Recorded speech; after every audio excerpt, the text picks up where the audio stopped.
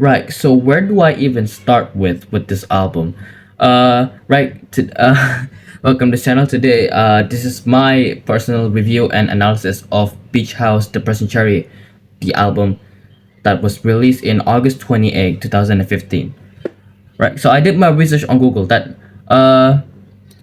yeah. So this album was released on August 28, 2015, which means I was pretty much very late to this experience. So according to the band, sorry, I'm trying to read my script here that I this is one of those videos where I actually make a script. So yeah, sorry if I'm looking down like this. So according to the band, the album is a return to the simpler style of dream pop from their first two albums, which is the album called Beach House and also one the other album that is called Devotion.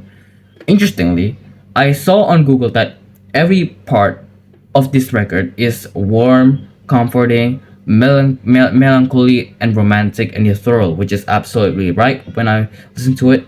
An essential listen not only for dream pop fans but for anyone who cares emotional catharsis in music. Also, interestingly, the Persian cherry is an actual color. Yeah, the album cover, that's the color of the Persian cherry itself. So yeah, so now it's time to give my personal opinion on this album, my personal comment. How do I feel like listening to this album? So I'm just gonna give that. So this album is genuinely just that good that I really can't describe any words for it. It's very hard to describe it because it's just that good on that level of good. Okay, and the other thing of this album is, which is really interesting, is that some of the tracks, like some of the music in the tracks, like they genuinely feel like the title, like the song Levitation. When I listen to that, I genuinely feel like that I'm really levitating, like, or even Space Song. I'm pretty sure everyone knows Space Song. To be honest, Space Song genuinely feels like a song from outer space. That's why it's in the movie Interstellar, right? It's in the movie Interstellar. And then also, Sparks. The other Sparks is a good track. It's a good track, and Sparks, it generally feels like there's, I don't know, sparks around me when I listen to it. Like the songs, the music on the tracks, they genuinely feel like the title of, and it just really, I don't know. It's hard to describe. It's hard to say it. Like I really don't know how to say it. Like what I said, this album is just that good that I really can't say anything about it. Not anything, but okay, you get what I mean. And that's just incredible. Okay, so I think now I'm gonna give my top three on this album. My top three on this album is definitely gonna be okay, from last to first. It's gonna be the closing track, Days of Candy, and then PPP, and then the first one being Levitation. Levitation is just incredible. So now it's time for my research again. Levitation, the opening track of the Persian Cherry. Levitation uses motif from Bloom's closing track, which is another album of the Persian Cherry. Bloom's closing track, Irene. The bass line and the piano pattern of Irene appear reversed during the last third of Levitation. The lyrics could further hint at Irene with "There's a place that I want to take you," and might allude to the strange paradise mentioned in the chorus of Irene. Interesting. And then the second track being PPP. PPP, which I thought stands for pianissima, meaning very quiet. It actually wasn't. When I read that, PPP stands for piss poor planning. Yeah, piss poor planning, a term widely used in 60s and 70s. The couple in this song are getting married, and one of them is having doubts about whether or not they were ready for the plunge. Ouch. Okay, it's very interesting. And then the closing track, Days of Candy. Days of Candy. I can it's a phenomenal closing. Okay, I'm just gonna say that Days of Candy, an absolute phenomenal closing. Days of Candy is about temporary bliss.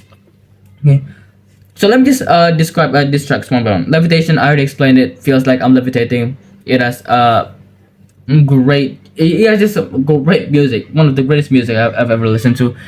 PPP, or peaceful planning. Peaceful planning. the like the end of the song, like the only instrumental spot is just so good that I just feel it. Yeah. And it's an experience. Okay, like you guys should listen to it. I swear you will not regret this album. Listen to it or right now because it's really just so good. The Days of Candy 2 really, I already said, good closing. Again, PPP, PPP was just literally so good. All right, so I think now it's time for the conclusion of this album. Now to the conclusion, this album, what I will say is literally depression. Like the songs in this album, the sounds in this album is literally depression, and it's also just very peaceful at the same time. Okay, a masterpiece that should be talked more. This album is definitely that. This album is a complete masterpiece. Like it's just a great first listen. It was literally one of the greatest music run to album marathon in my life. It was just so good, and I really have no words for how brilliant and astonishing this album is. So well done, Beach House, and I'm sorry that I'm very late to this. All right, for some reason my storage is chooses to run out mid recording, so I'm gonna try to do this quicker. Okay, so yeah, this album, I'm sorry that I'm very late to this trend, Beach House, and this is just the most perfect album I've ever heard since I Didn't Mean to Haunt You by Kodeka. That was a really good album too. So yeah, so now time for the album rating and just the end of this video. The album rating. So how I rate albums? There's two methods. One method being to just plus all of it. Like I rate songs out of 5 and just plus all of it. Like example, Beach House, it has 9 tracks, which means that it's gonna be out of 45. If an album has 10 tracks, it's gonna be out of